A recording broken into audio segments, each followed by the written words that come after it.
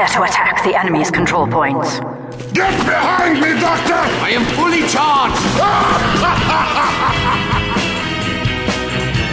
You are listening to Control Point, a Team Fortress 2 podcast with Brent Copeland, Eric Fullerton, Wes Wilson, and Spencer Williams. Control Point, Episode 4, recorded on November 13th, 2007.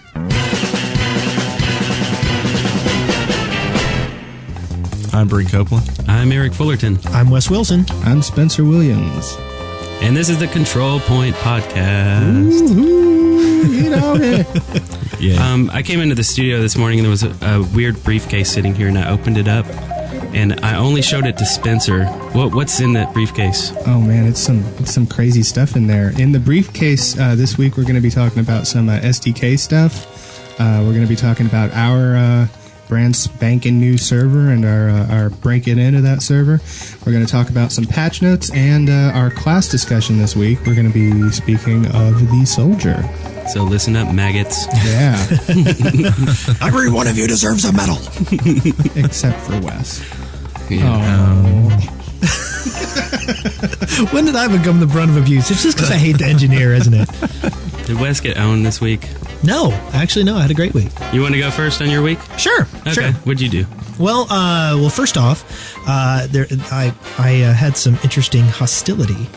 I got on a server and they were doing that orange map. You know the one I'm talking about, where like the whole place is orange except for the buildings. Yeah, I saw that one. Like all of them have the orange, the orange box orange. Yes, this is the 420X orange.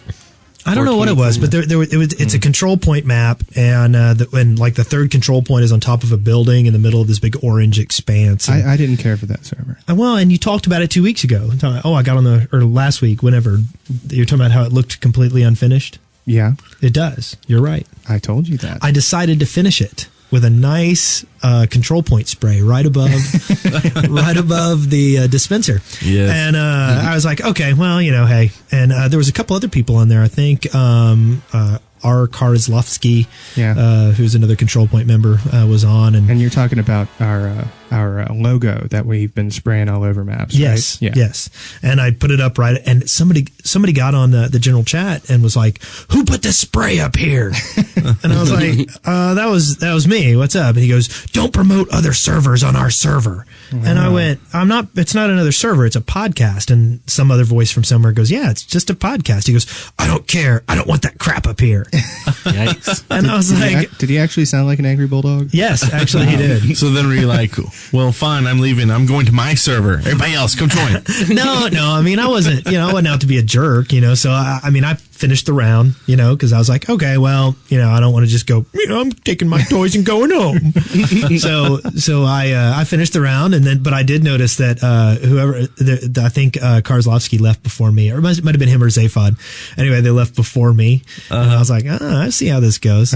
So I took him off my history list, and I don't want to go back.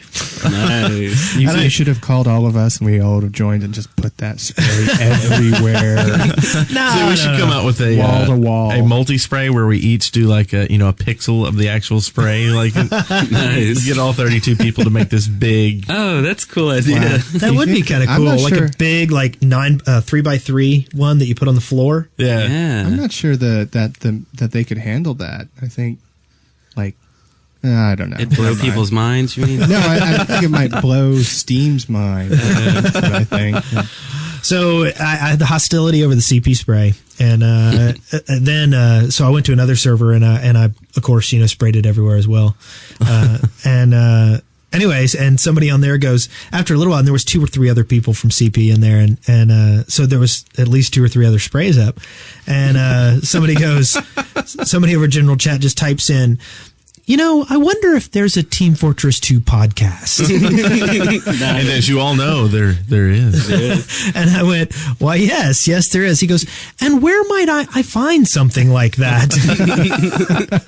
I said, there's sprays up. You can find them. And it was right after the hostility. So I'm all like trying to be meek. I'm like, oh yeah, just go check it out. I swear it's there. And then I noticed 5 minutes later, he joined the group, and Yeah. That's awesome. Nice. Yeah, we're up to like, what, 45 or so? I saw 45. Yeah, right around that. Almost 3 times as many as we had last week. Wow. So keep that up, and next week we'll have like almost 150 people. Yeah, and it would be nice if we can get on a server and it's just like all CP. That'd be Yeah. awesome. And every time somebody joins, we save a puppy.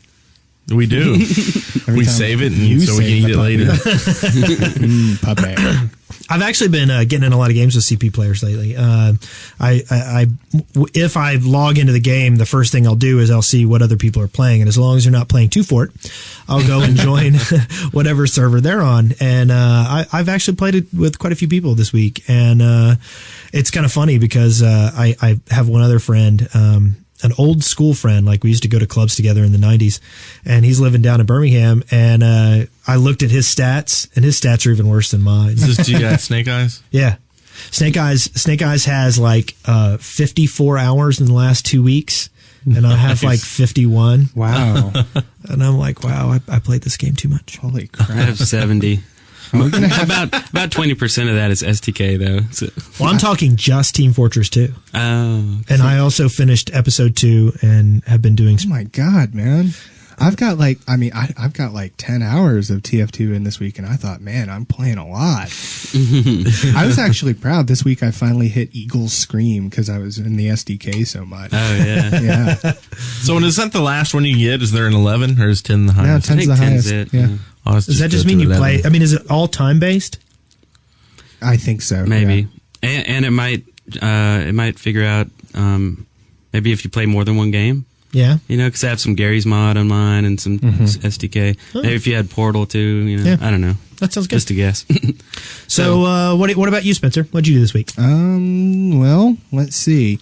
The first thing that we did actually right after we recorded last week's podcast was Brent and Eric and I all went home and got onto our server, which we'll be talking quite a bit about today. And it was just the 3 of us, and we got on Duel 2, which we have discussed many times in the past. But it was always 1-on-2. It was always, completely unbalanced and unfair in some way. And so I started off on Eric's team, and then I felt bad for Brent.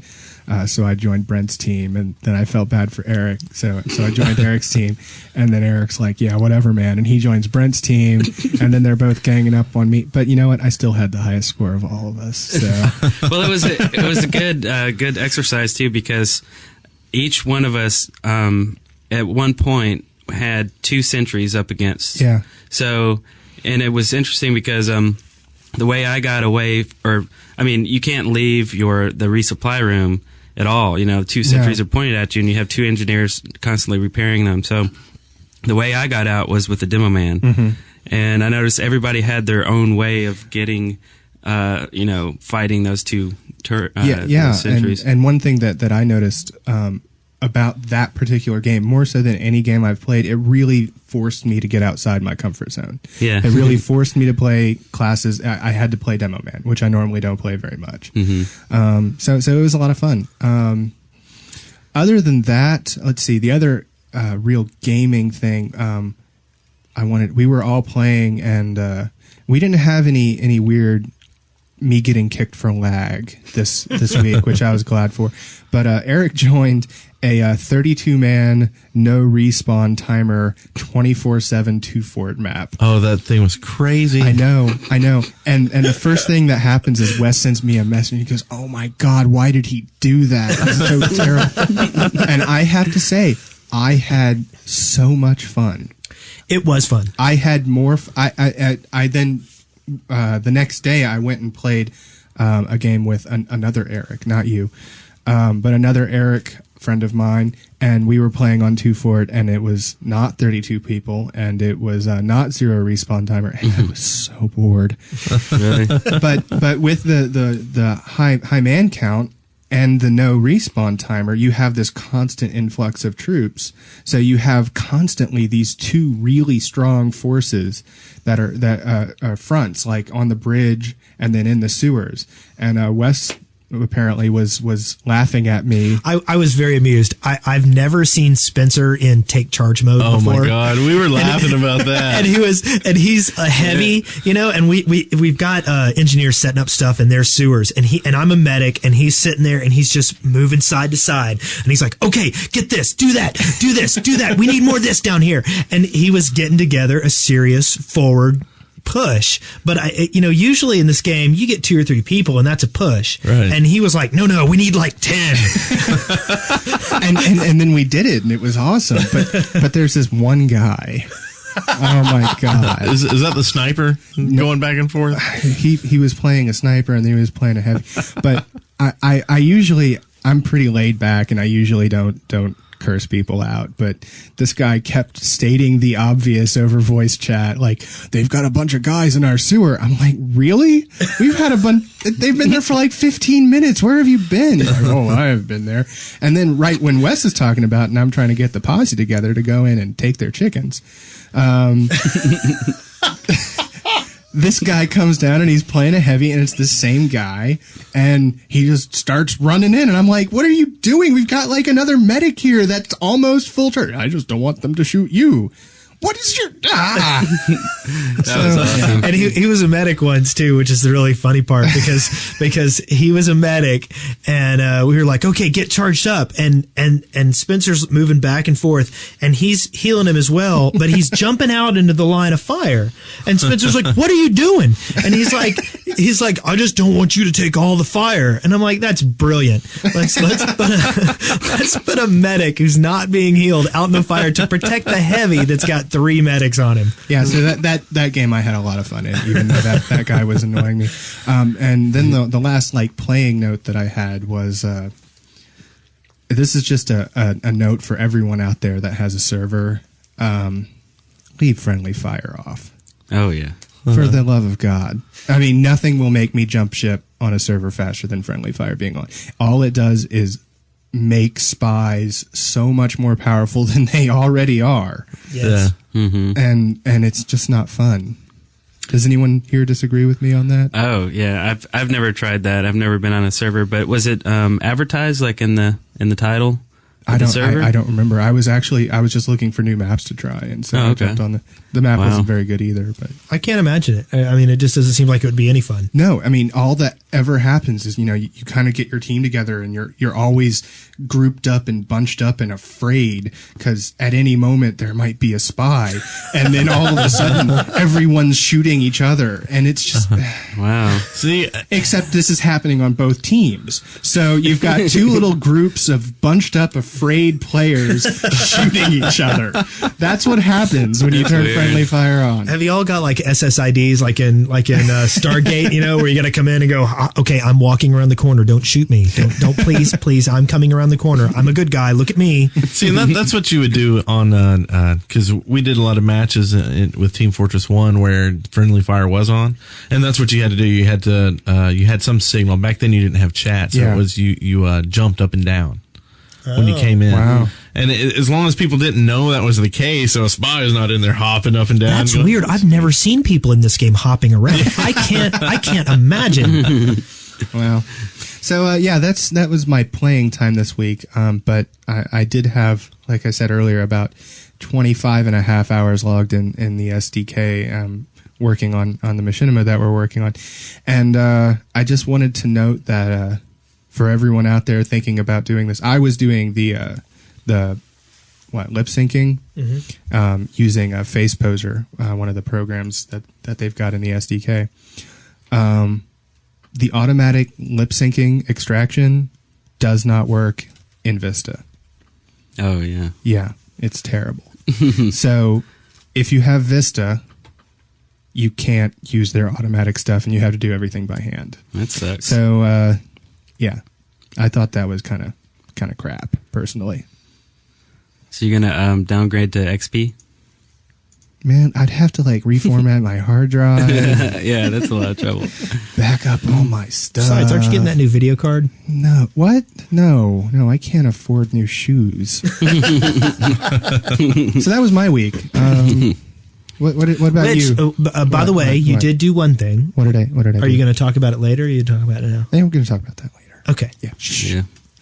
Eric, what do you do? Okay, let's see. I love playing with Rob. Rob Ranth from Witty Wizard. We got on a server. We usually play really late at night. I don't know why. And it's because neither of you sleep. Yeah, that's the reason. And we do the heavy medic combo. And we'll just take turns, You want to be the heavy? Okay, I'll be the medic. And you guys killed me so many times. And it's so fun. It's like we'll go and we'll be owning, And then we're like, okay, we keep winning. Okay, let's go to the other side because this team's really good.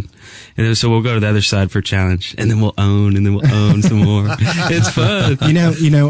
I played with you guys a couple of times, and I have never once been on the same team with Rob. So right now I hate him because he's really good. yeah, he is good. Yeah, we noted that he is one of the best scouts we've ever seen. Yeah, and a really capable spy. Mm-hmm. I got to the point we were playing one map.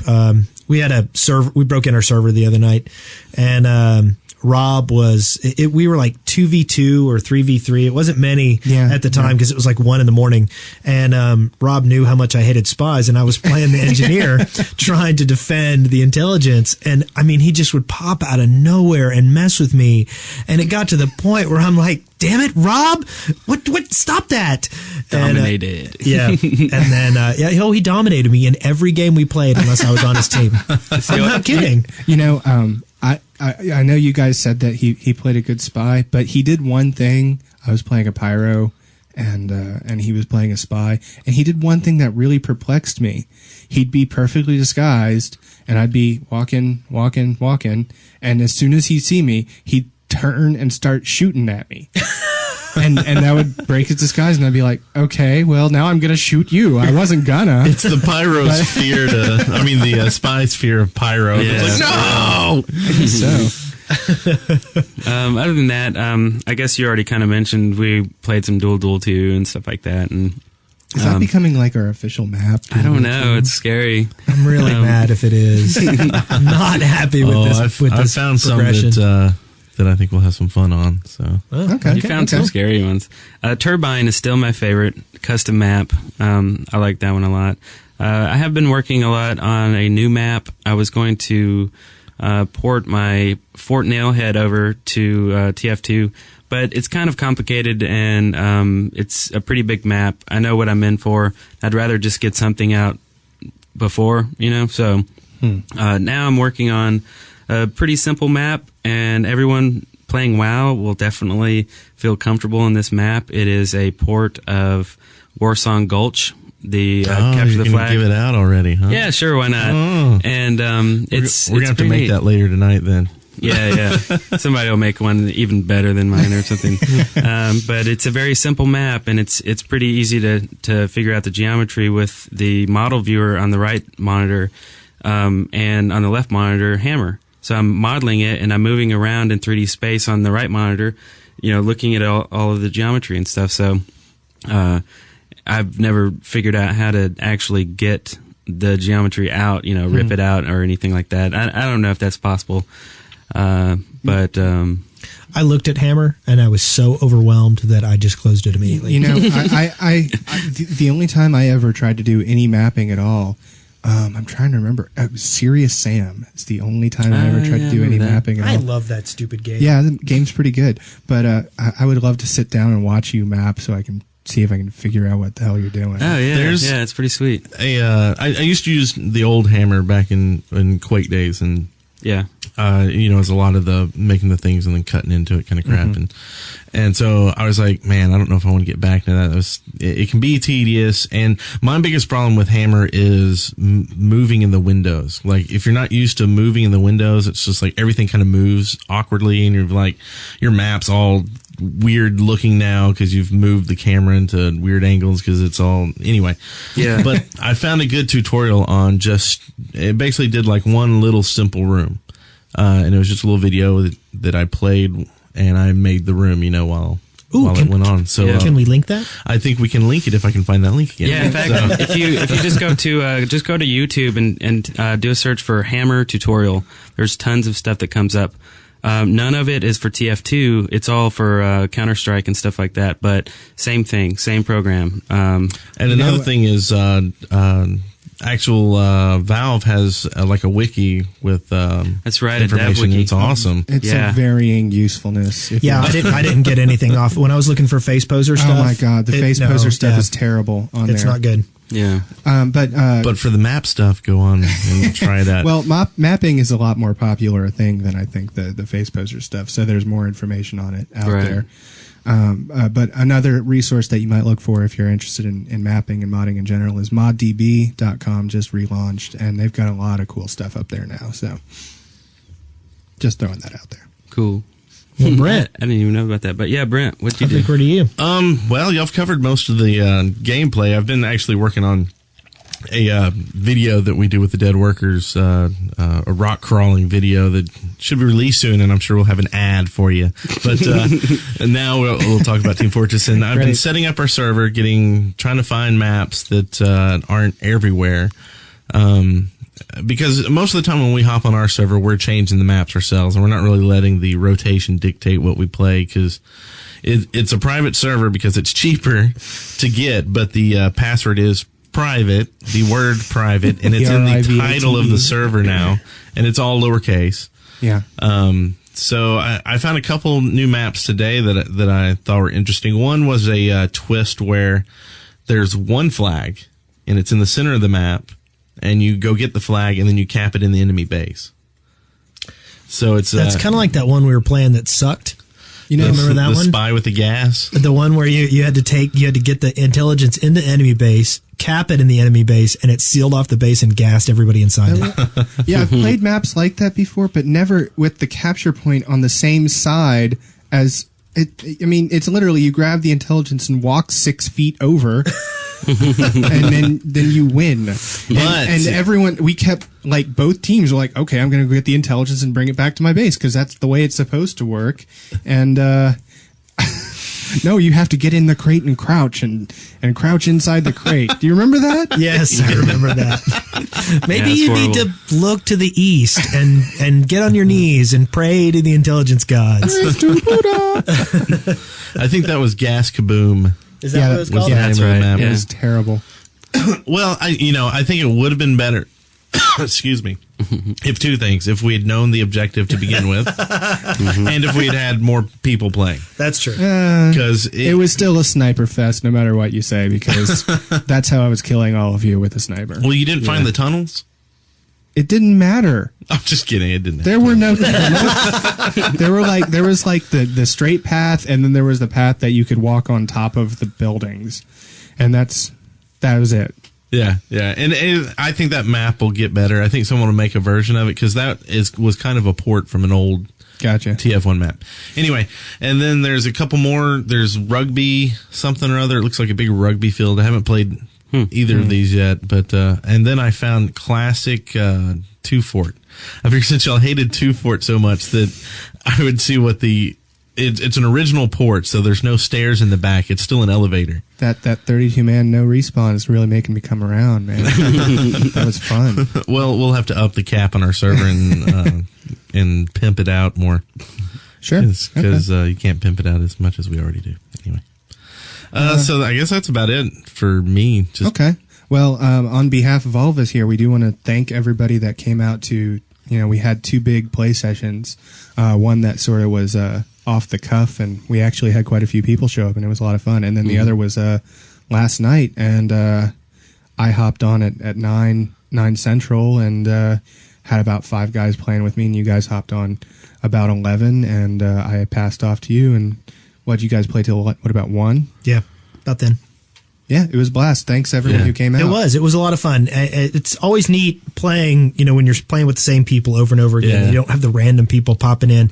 I mean, I love randoms because you can kill them easier. But except for that one guy that breezes through town, kills everybody there, and then leaves. Is that Rob, Princess Mochachi.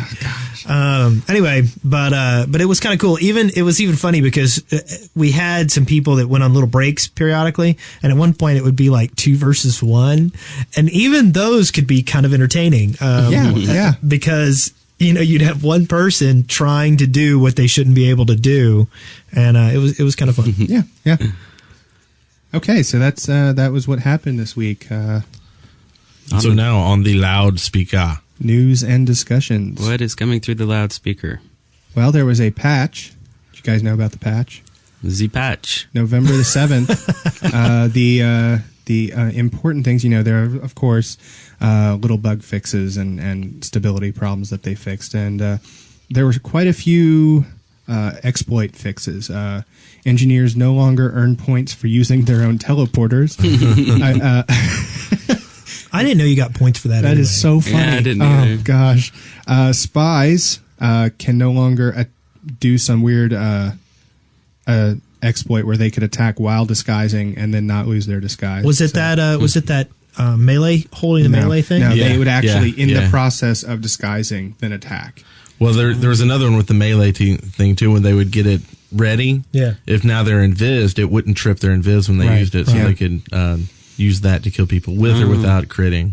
Spies can no longer attach sappers through thin walls. It seems like a no-brainer. They fixed several melee switching exploits, I'm assuming, like the one we talked about last week. Yep. And they fixed an exploit that allowed players to teleport with the intelligence. Wow.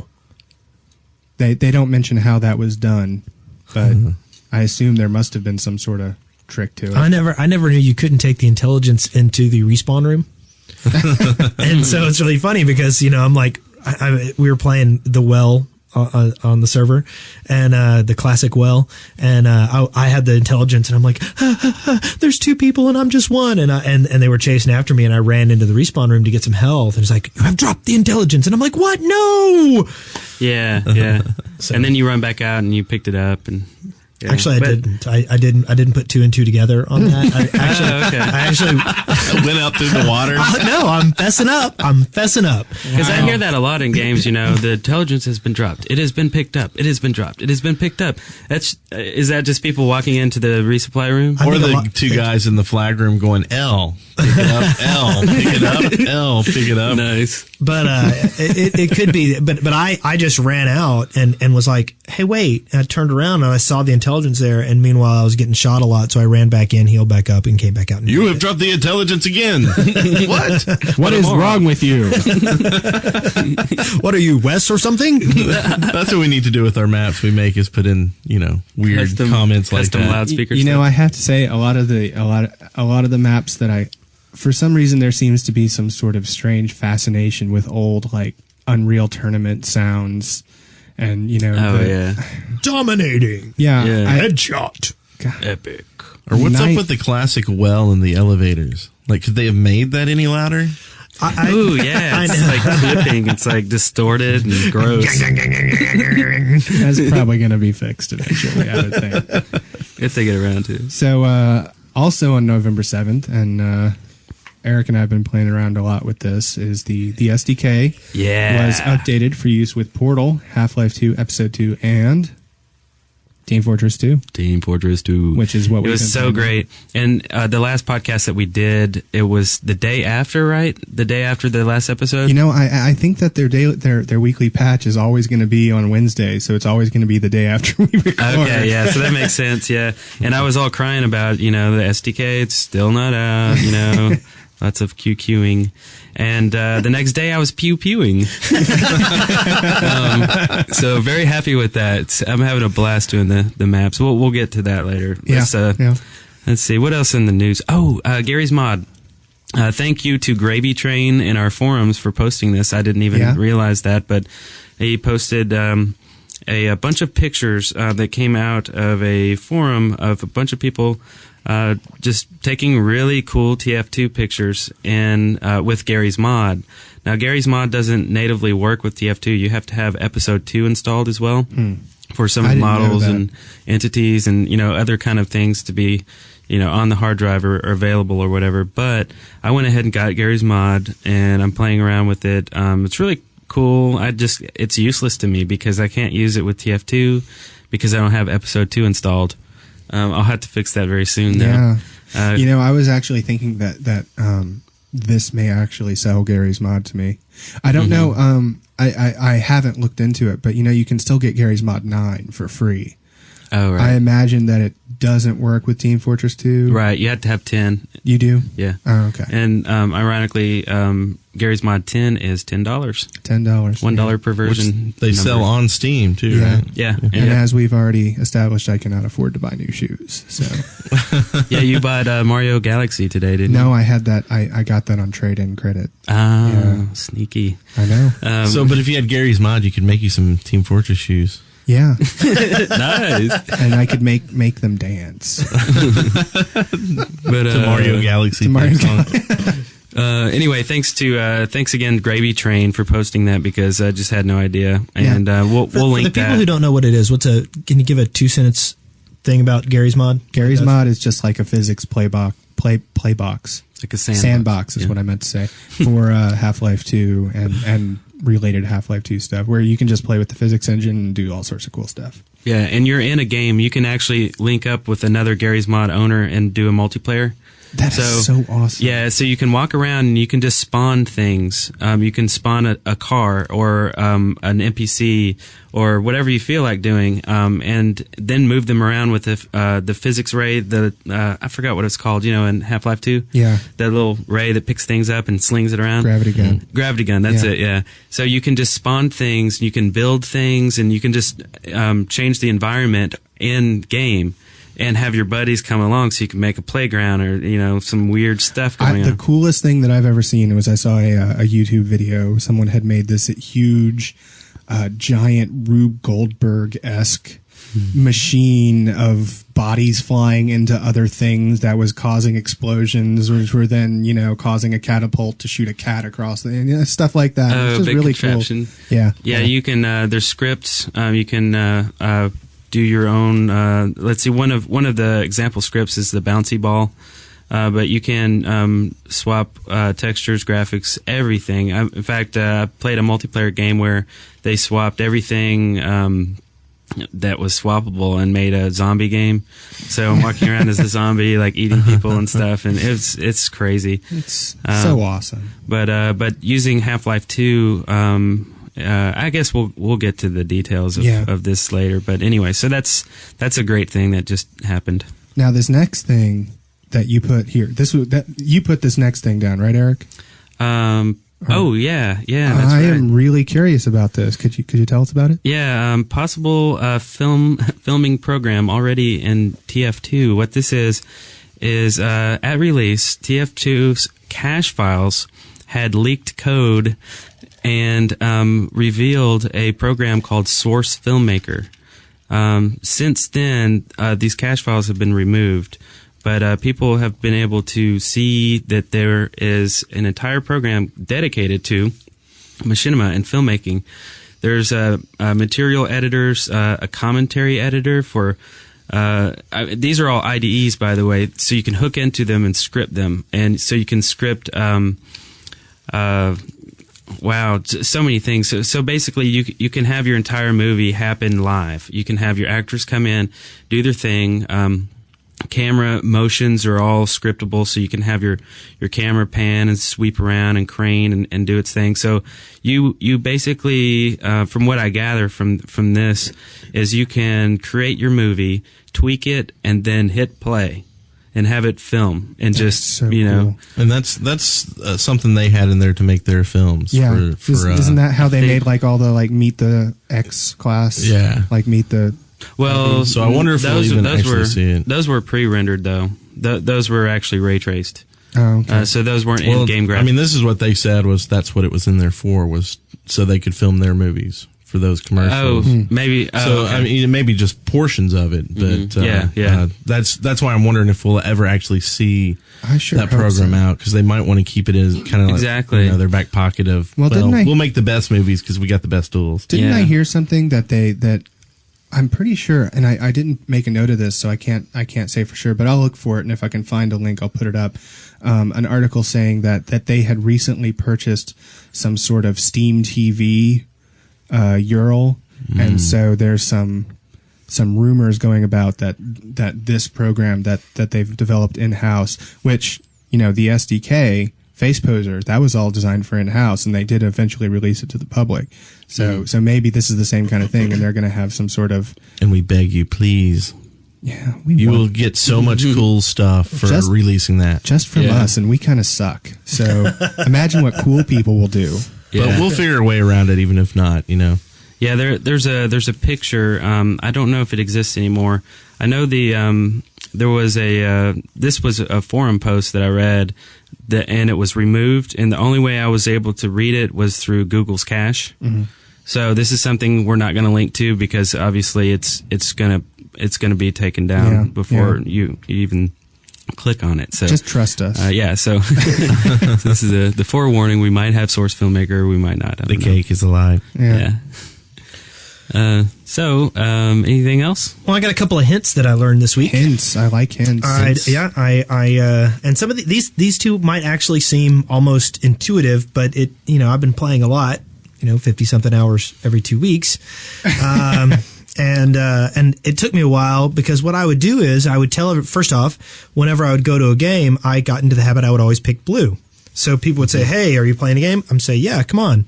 And I'd say I'd be on blue, try to get everybody on blue. But the problem is that, sometimes you're joining a game that somebody's already in and they might not be paying attention to their Steam community announcements, things like that.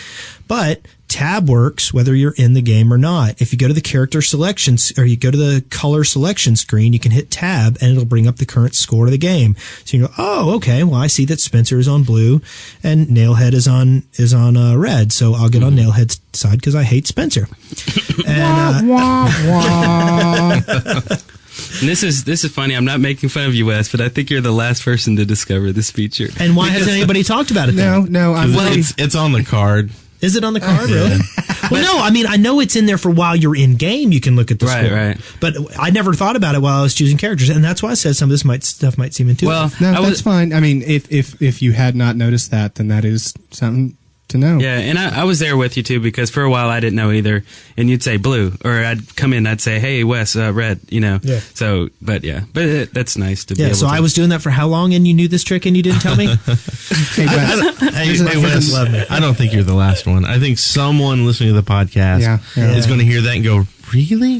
Now, kind of in the same vein. Really? He didn't know that? Kind of in the same vein, I have another hint. Did you know that left click defaults to firing your weapon?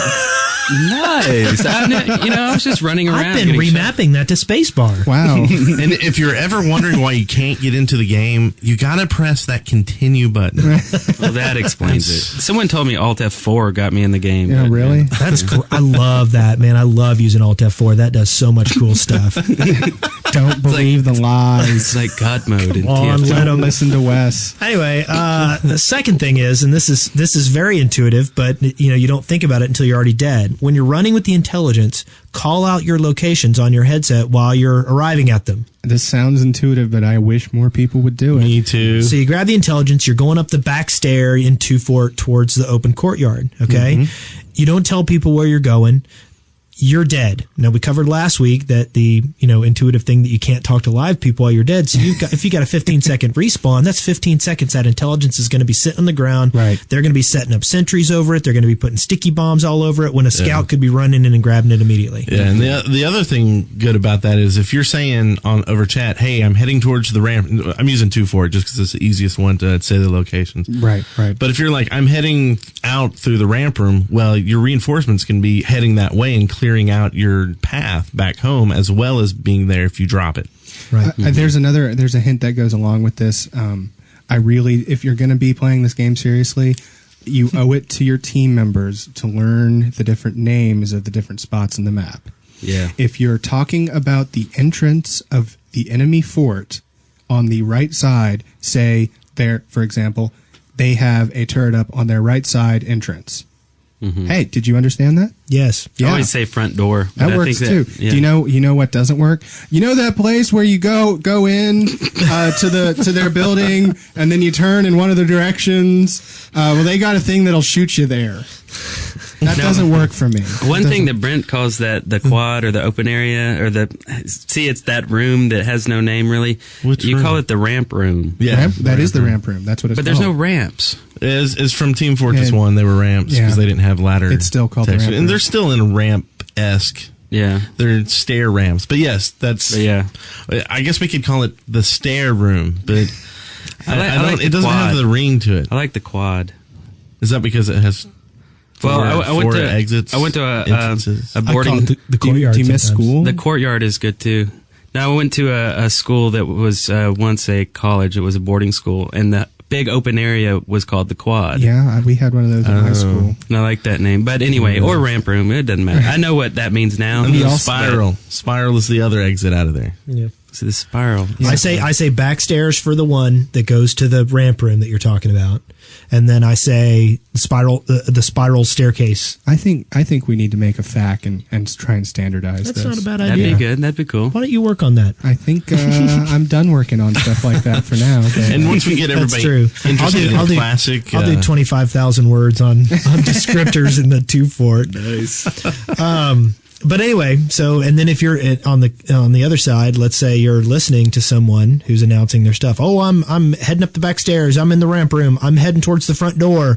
You know, or I'm heading towards the sniper bay. And then all of a sudden they fall silent. Then you know where the intelligence is. yeah. It is somewhere between the ramp room and the sniper bay. So then all you got to do is go there. Not just when you hear signs, when you hear your team has dropped the intelligence. Yeah. Oh, yeah, that's a good one. And, too. you know, also the other thing is, you know, head towards where he's going. Try to, you know, and let him know. Like, say if you're in the sewers heading up, be like, well, the sewers is cleared out if you need an escape route. Mm-hmm. You know, and I'm down here. Yeah. In the tunnel area thing under the map, if you go down the back stairway thingy where they normally have I'll kill you in your setting sleep. up dispensers and Heavies sitting there God. trying to get and there's water. Okay, so those are my hints. Anybody else have any hints? Those are good. I think we're all hinted out. Yep. Out of hints. Hey, what are we talking about this week? Which class? We are talking about the soldier. Oh. I was not very excited about this. I have never been very excited about the soldier. I played a lot of soldier this week, and I actually enjoyed it. That's because the soldier is awesome. I had a great time. Just some basic information on the soldier. The soldier is the second highest class in health with 200 hits, but it's the second lowest in movement speed. You get 3 weapons. Starting off, you have the shovel. This is a basic melee weapon. You can smack people in the head with it, or if you do your emote, you can hit yourself with it. Doesn't do a whole lot of damage though. Well, it does standard melee damage. No, I mean when 45. you hit yourself. Oh, when you hit yourself. All the melee attacks, for the most part, do the same damage all the time. I don't remember the exact numbers, but I saw a page. 45. 45? Yep. That's a high end, but I think the only difference is the scout does less. No, the spy. Well, other than the spy, I guess. Yeah. The spy. No, the spy does less unless you backstab. Right. Oh, I see. Like half. There was one other class that was lower too. It doesn't matter. Right now we're talking Scout. about the soldier. Anyway, moving on. Secondary weapon is shotgun. Lots of people have the shotgun. You know how it works. Shorter range, you're going to do better damage. Longer range, it's going to peter out, but it's still not bad. I have had scouts kill me at tremendous amounts of range. But you rarely see a soldier with a shotgun out because there's not much point in it. Unless Unless you're out of ammo. or you're in tunnels. Oh, true. Close Avoid quarters, killing yeah. yourself and pull out that shotgun. Good point. Because the soldier class, for the most part, is defined by his primary weapon, which is the rocket launcher. The rocket launcher is a shoulder-mounted rocket launcher. It holds 4 shots at once, and you can fire them boom, boom, boom. And as soon as the 4th one is fired, you can reload. What are you laughing at? I'm laughing at the soldier. Oh. I'm laughing at I was thinking back our very first show. Brent said, if you can count to 4, you can kill a soldier. And this is why. Because there's a substantial reload time on that. Now, that is true. There is a lot to put all 4 shells back in takes a good bit of time. But if you want to, you can put 1 in and then fire again. And you can do single reloads all you want. Now, they take forever. It's not logical. If you're using the soldier wisely, you are firing your 4 shots, you are retreating and reloading, firing your 4 shots, retreating and reloading. He looks like a rag doll too, the animation, because he grabs him out of his butt or something, you know what I'm talking about? And he puts him in all floppy. Yeah. I had not noticed that. Yeah. I guess I'd blocked it out somehow. Well, he gets all sissified. The rocket launcher does significant damage on a direct hit. lots and lots of damage. However, the weapon also does splash damage if it hits around the person that you're aiming at. It's not a big radius.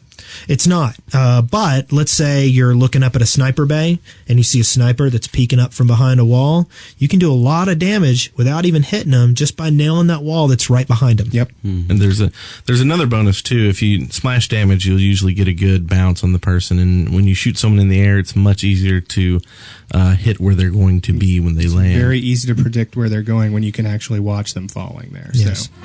The Soldier is a core combat class featuring versatile movement and a terrific long-range damage capability. He's designed to be comfortable in almost any combat situation and to be the best long-range anti-sentry gun class.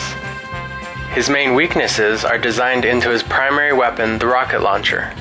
It has a small clip size, which forces the soldier to carefully manage his reloads, and it fires relatively slow-moving projectiles, making it ineffectual beyond short range against any opponent who dodges well, like the Scout. The rocket launcher has a visible travel path and is dodgeable. People will see them coming at them. You can move out of the way. And so it's not a perfect weapon, but at the same time, those rockets are a good deterrent, like their grenades or the sticky bombs. So even if you're missing somebody, if you're aiming at them and you have shells coming into where they're going, a lot of times people back off. Yeah, it is going to mess with someone's game. You've got, say you've got a sniper who is interested in coming out and starting and shooting. Little bullets pinging him up there isn't going to do much, but the moment he sees a rocket heading towards that sniper bay, he's going to pull back, and you're going to have him out of the way. Or he's going to be dead. Good point. The splash damage is, there's a couple of tricks to using the splash damage to your advantage. Because aiming the rocket launcher is kind of tricky. You want to aim ahead of where people are going, but even then, people can see where the bullet is going and they're going to move out of the way. So your goal is to aim ahead of them, but also you want to try to aim at their feet. And the reason is, even if they get out of the way, or even if they jump, that splash damage will do a little bit of damage to them. And a lot of times, rather than aiming for their torso and missing 8 out of 10 times, you're better to shoot at their feet, hit every time with some splash damage, and take them down. I would say 100% of the time. 100% of the time you should be aiming low. Yeah. Up against the soldier, you should be jumping a lot and changing up your direction. Yep. Yeah. Zigzag, jumping, double jump for the Scout. And the soldiers will be jumping a lot too. You'll see them, because when you're up in the air, you're able to shoot at someone's feet better. Mm-hmm. So you'll see soldiers jumping around, trying to get a better shot at people's feet. It also keeps them from splashing themselves as much. Yes, it does. When people get close and you don't pull out that shotgun, you got to do some splash. Or that shovel. Yeah. The best range for the rocket launcher is medium range. And the reason is that you're out of bad shotgun range. Like, let's say you got a Scout zipping up towards you. You're best trying to get him at medium range so he doesn't get you at short range with his shotgun. But at the same time, you don't have that heavy hang time of that rocket so that people can dodge even more and more effectively. That's a good point. The next thing is, and this is a big soldier point, is it's called rocket jumping. The idea is, while you have your rocket launcher out, you jump and shoot at the ground, and the concussion from the shell exploding at your feet aids in your jump and allows you to reach higher distances than pretty much any other class. This is really good for, you can get up on top of buildings. If you're familiar with gravel pit, you can actually jump off of one building and make it all the way up to the top capture point at sea with one rocket jump. There's actually a really great video that can show you just how devastating this jump can be if it's practiced enough, and we really do recommend that. For soldiers, we design spaces with specific attention to height. Soldiers generally want to be shooting down at the opponents to maximize the effect of their rocket splash damage. The rooftop here gives them that advantage. It can also only be reached with the soldier's rocket jump, making it generally inaccessible to the other classes. Because of the splash damage from a rocket jump, soldiers have to trade health for the height advantage. This trade-off, coupled with the lack of health on the roof, lets us make the rooftop a powerful advantage without unbalancing the map, since soldiers will need to rely on medics down below to keep them healthy. One thing about rocket jumping, and I know, I'm pretty sure Brent's going to back me up on this, the timing's a lot different than it used to be, isn't it? I mean, now, I don't the timing know. is you actually jump and fire at exactly the same time. Mm-hmm. And before, it was jump fire. Yeah. It's just I didn't really play soldier that much in one. I played medic like 24/7. That's or right. Scout. I've been doing old school jumping then. I haven't been getting the height that I've seen other people absolutely. have. In fact, I'm not even sure I should say this, but I have heard of people binding jump and fire. There is a To the script same out there key. to auto jump. Don't use basically. it. Does it not work? Keyboard. It seems kind of cheap. It is cheap. Okay, so now we've got So y'all don't like scripts? Is that the issue? Or G15 keyboards. Are you saying you're a script kiddie? No, I'm just saying. Because if you y'all are, have problems with scripts. You realize- I'm just interested, really. 'Cause there's only one person here who doesn't own a G15 keyboard. it's you, and you have you have what, the G9, which is The G11. exactly the same except without a screen on it. So yes, we all have macro ability, yes, Yeah. but that's not the point. No, I am not a fan of scripts. I am not a fan of anything that artificially enhances someone's gameplay in that way. And the only macros I have set up on my G15, they're all voice taunts or voice things. Yeah, that's You a know. good idea. And that's all I have. I have thanks. I have, a cheer That's a and really good cheer idea. and stuff like that. Because I've been trying to memorize, X3. Oh, or, C2 and yeah. I'm not even sure I remember where the macro bind key on that keyboard is. Well, It's the big MR memory record or macro record. But I've been, I especially as a medic, I'll become charged and I'll be trying, especially because y'all pick on me because I don't use my microphone. But I'll be like, okay, I'm charged. I'm ready to go. And I'll be sitting there I'll be going, X8, I am charged. X8, I am fully charged. X8, I am charged. And people just be standing there and I'll be like, come on. So yeah, I'll bind that stuff. You're good with the mic nowadays, though. Yeah, he broke me in. You mean good with it? I've heard him on it once. Well, I don't hear you on there that often. Because I'm always busy killing you. Except to complain about guys who won't, Anyway. Why are you rushing forward? Why are you stupid? Okay. Let's move on. Let's keep talking about the soldier. We're going to make this one drag on for an hour and 15 minutes again, too. Okay. Already done. So we've got, we've covered rocket jumping, and the goal here, and I'll cover this a little bit in just a second.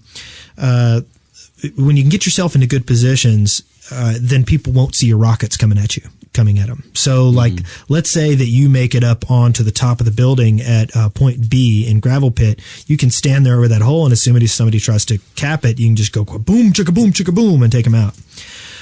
The rocket launcher is also perfect for taking out engineering doodads. It is extremely accurate. We talked last week about how all the guns in the game miss by just a little bit.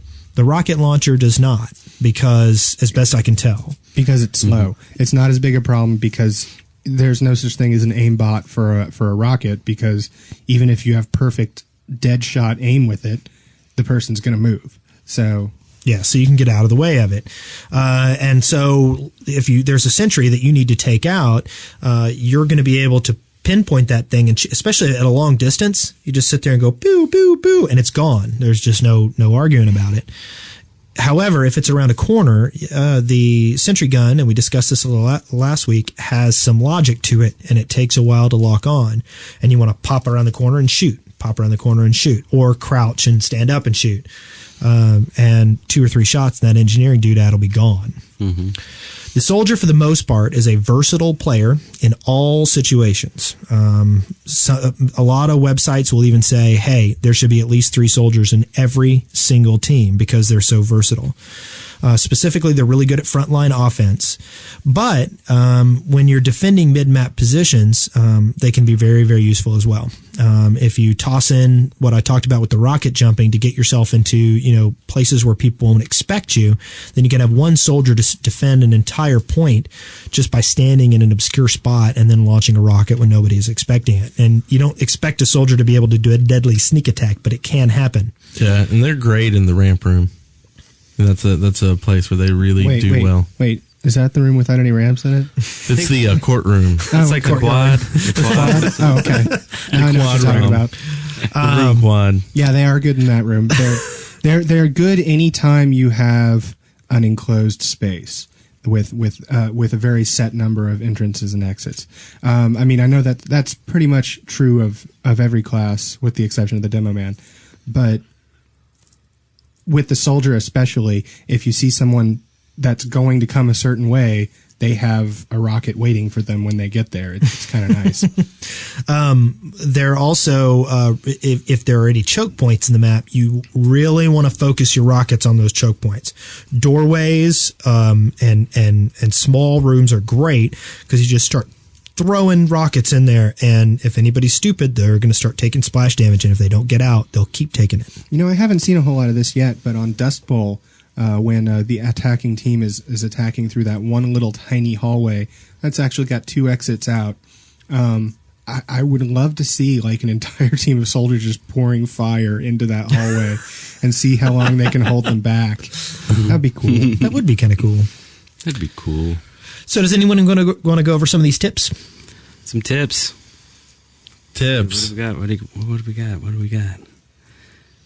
Oh, gosh. Hit the ground. I think we've done some of these, haven't we? Let's see. We said hit the ground around fast targets. Oh, we didn't talk about Ubering. Building the Uber up. Why don't you talk about that, Eric? Yeah, let's see. Rocket jump while screaming for a medic will let medics know that you are trying to charge them up.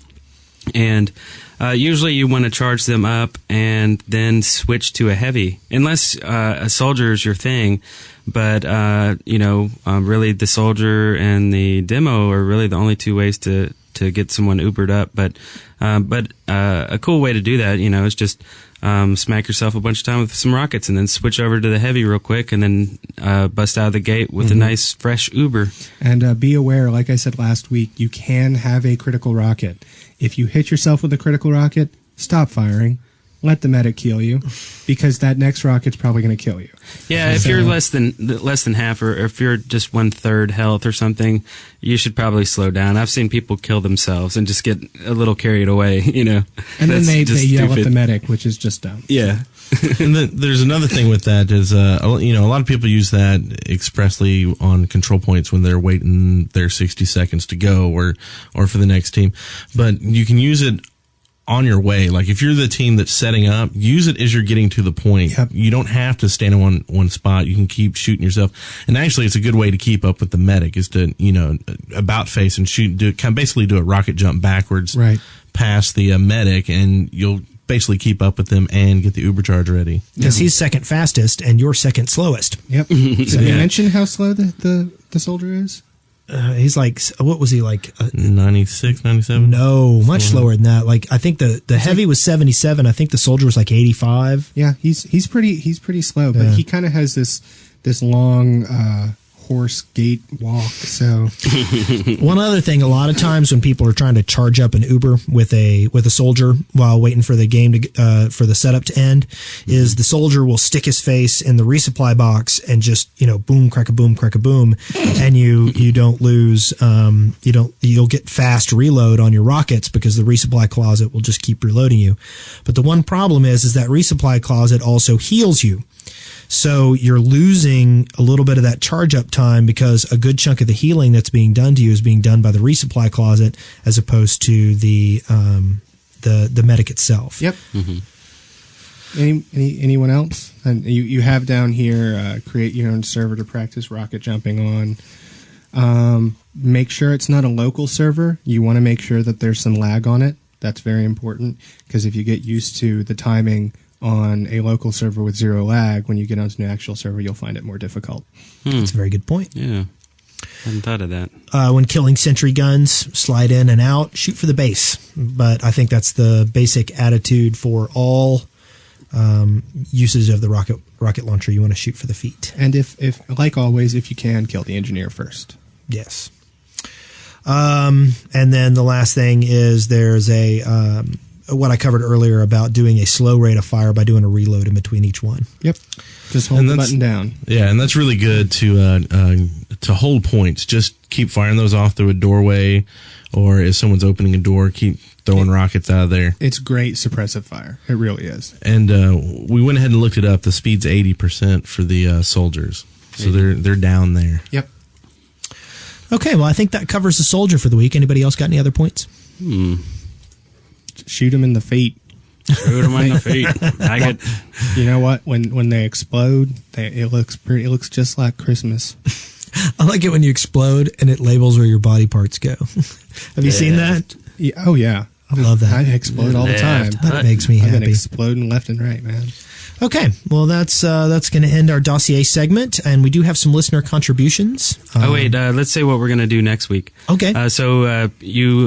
Anyone is feel free to send in new tips or anything about the next week's class, which will be Sniper. Yeah, give us help with this one. None of us are big sniper players here. Yep. And for the most part, we're like, oh, we need to come up with some other stuff to talk about too. Yeah. So we've got some secondary material on that one. Yeah, we can't think of a whole lot to say about the sniper, so if you can help us out with that, that would be great. Yeah. So, did we have any map discussion at all? Or We had too much already. okay, let's pass that then. On to listener contributions. We had a couple of good things. We got an email early last week from Madlep from ubercharge.net, which is a Team Fortress 2 blog. I think he's Australian. I'm not sure. He sent us an email about what last week we were talking about pushing people off teleporters, like a whole bunch of people trying to get on a teleporter and getting pushed around. And he wrote a fairly funny post about spies and how he hates spies when they push him off the teleporter. The name of the article is "Let the Heavies Use the Damn Teleporters First." Yeah. And he did. The article does have a picture of Freddie Mercury pelvic thrust in there. So, thanks for that, Mad Lab. I really was appreciate that. completely confused when I read that. I'm like, why is Freddie Mercury in the middle of this? We'll put a link up to ubercharge.net in that article there. The real question is, why wouldn't he be? We did one of our Control Point members, Mija Win, wanted to ask us a couple of questions. I got these over Steam chat today. Okay. The first question, and he wanted everybody to answer this, was, since you first began playing TF2, what's your favorite map? That's a good question. Oh, is this TF2? Yeah. Like we can't go back to TF1? No. This is a TF2 podcast. I think... Ooh, snap. I'll tell you what, we'll schedule the TFC one for right after this, and you can do it. I didn't like TFC. Oh. Anyway, TFC sucked ass. that's not the question. What's your favorite map, Brent? I would have to go with Labor. Labor? Are we talking custom maps here, or are we talking Valve maps? I think we can talk custom map. Which one's Labor? How about one of each? One of each. What's your favorite Valve and what's your favorite custom? Oh, man. That's a tough one. I can say that I hate... I'd say I don't know the name of that damn map because I hate it so much I never want to play it. I think Well is probably one of my favorites. I like Well a lot. My Valve one is Gravel Pit. Gravel Pit for me as well. I love the whole tactic of A, B, and then C. I think it's brilliant. I think it's a well-designed map. I think that people who go in and know how to control the map can keep control of it really, really well. Mm-hmm. And I've never seen anybody defend all 3 points but I mean, if you could do that, that would just be astounding. Now, the map is clearly weighted in favor of offense, which is kind of rare. Most of the time, control point maps are weighted in favor of defense. So that's one of the reasons I like it so much. What's your favorite custom, Wes? I got to think about that one a minute. With the custom maps, it's tough. I've seen a few that I enjoy. We were on that wolf map last night, and that one was kind of cool. But I really don't know. I can't think of it right now. I like Duel 2. I'm not kidding. I actually do. I'm not sure it's my favorite one. That's mortifying. I'm gonna have to get back to you on my favorite custom map. There's that one, I can't remember what it's called, but it was the first one on our server list last night. Was it a custom? Yeah, it was a custom. Turbine? Yeah, Turbine. I like Turbine a lot. I wish it was a little bit more asymmetric, But other than that, I thought it's a lot of fun. Yeah, Turbine's my favorite, and probably Gravel Pit is my favorite. And I really like Two Fort. I know you hate Two Fort, but I really like Two Fort. I'm going to go home and I'm going to play more on that 24/7 server. It's Two Fort is a solid map. I can't really. It's just that the problem is if it reaches a stalemate, it stays in a stalemate really, really bad. And if you get people turtling, it can really turn into a pain in the ass. Okay. The second question he had, and I'm not sure. It says, if Valve was to make a plush toy of one class, what would you want it to be? Oh, that's easy. See, I want a Heavy. Too. I want Alex from Half-Life 2. I think they have her in a blow-up rubber variety. And you know where I think this question is spawning from is, they're coming out with the plush for the cube. The weighted companion cube. That's all I asked for Christmas. So I want a weighted companion cube. But I think they should commemorate the loss of the original medic class with the medic plushie. Maybe even the new medic carrying a plushie doll. You know which one honestly I think would make the best plush doll would be the Heavy by far. Me too. In my opinion. He's the coolest looking, I think. Second favorite would probably be the Spy. I like the way he looks. That's the way I go too. Because I think it would be funny to have a little doll with a cigarette hanging out of his mouth. Exactly. But who wouldn't like to curl up at the end of a long gaming session with a dispenser and a gun? That's a good maybe point. A couple teleporter slippers. I want a plush doll of each level of the turret. That's what I want. Okay, we had one other question that wasn't put down here, and I just wanted to put this out there real quick. Last night, while we were breaking in the server, Hector asked me, what's the deal with the slow map downloads from our server? Yeah, Brent, what's that deal all about? God, Brent. Man. Well, there's a setting, right? You just need to crank it up. Well, we're at the default setting, so we can. I'll see if we can crank it up. But there's also another thing: is once you play it, you've got it, and you won't have to download it again. So I think we'll also put links up where people can just download the maps before they play. I think that's a good idea. And you need to teach me how to do the mod thing or the moderator things, because when we've only got 4 people playing, I see no reason we can't have server-wide chat. Do I even have admin on the server? I'll have to see if you can change that on the fly. I think you can. I've seen people do it in game. Okay, so I've seen it be just team chat and then go to whole server chat. Okay, yeah. I know it's a command line, but I mean it's in the config. But I'm sure you can change that. Or quick, somebody fire off an email and tell us how to do it. Yeah. Well, now that I know you can do it, the command's probably there. Well, I could have been imagining it. Hey, Brent, do I even have admin on the server? Basically, you just have to know the password, and then anyone has admin. And that password is just like the login; it's private. But this time, it's not spelled that way. And so now we're gonna get hacked. But who cares? It's not our server, right? So before we go, though, I mean, I know that people probably have more stuff they want to say, but I do want to give some shout outs. I don't know if people want to give shout outs as well to. We talked about all the guys on the server. It was a lot of fun with, who wants to butcher some names with me? Korsakovsky. See, Wes can do it really well. Korsakovsky. There you go. Yeah. He's a good guy. Nailhead. It's Olabith. Oblibith. Is that a Nailhead? He's an awesome guy. He's the greatest. I don't know. I think he might be, a little sissy.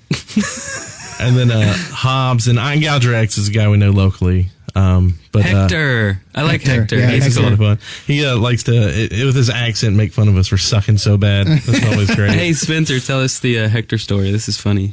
Oh, man. What was the Hector story? You have to remind me. I know I told it like half an hour ago. It was about the teleporters that you put down. Oh, right. Before there were many people, we were on Turbine, and Hector has set up a turret in the intelligence room, and he says, okay, I'm going to put up a teleporter over here, but no one used them because they don't go anywhere. And I said, yeah, I've been known to do that myself. He's like, yeah, I know. I learned it from you. That's too funny. And then, who wants to do that one? Zephod Beeblebrox. There we go. Zephod? Yeah. Well, it's not Zephod, it's Zephod. This is different. Yeah, he just didn't spell it right. And then some turd. Davari, Prodigal's another good guy, local. We'll probably get him on the show. Yeah. He wants to talk about, I forget which class, maybe I forget which one. Sniper, please. Doesn't he love engineer? Too bad we've already done He loves that to one. hate them. The D, that's one of my friends, one of our friends there. And I talked about GI Snake Eyes already. He's been hopping on and doing stuff with us. Superfly and Jesus. Yeah. Jesus, yeah, I got a message top from 15. Jesus the other night, and I was telling Eric, hey, Jesus just messaged me, and he didn't really believe me. He thought I was losing it. But, you sent me a friend invite, and I didn't know who you were. I just thought you were some guy named Jesus, so I said no. I'm sorry. When Jesus wants to be your friend, you accept. That's you can send me another one. Right? As a general rule. Jesus stands at the screen and invites. And so we are giving these shout outs to our new friends as an example of we would like to let y'all give shout outs to your clan mates. And I say that because now it's changed, right? It's not clan mates anymore. What is it now? It's still community clan mate. friends. We're community members. Yeah. and, We're community members with one another. So if you want to shout out for your group and your website, just call us up and leave a message, and we'll probably play it on the air. Yeah. Yeah, you can just leave voicemail. No one ever answers the phone. So when you, and that's on purpose, it's just for you to leave a voicemail. We'll play it on the air. Or email us an MP3. You can email it to us. Or link us or something. I don't know. If it's a gigantic MP3, obviously we can't get it. But we would like to have a little shout out section. Really huge MP3s. What? Like 5 hours long of shouting out to everybody on the planet. It's an hour episode. I'd like to thank my mother and my father. We have been going on too long. We are punch drunk. We need to get out of here. And if you absolutely can't send us any audio, then I guess email would be the last one. But it would be cool to hear your voice. But anyway, just a quick little shout out section would be cool. Don't forget the sniper tips. We need them. Tips. We need sniper tips. You know what? Forget about the sniper tips. You know what? Eric and I didn't get to talk about our machinima stuff at all this week. We did that on purpose. Okay, so dig us. Look for us on iTunes. Yeah, we have 4 iTunes reviews. Keep those coming. Yep. That's great. Yep. Call us up on our hotline 256-513-4772. Yeah. Leave us a message, and thank you for joining us here on Control Point. Out. Maggots!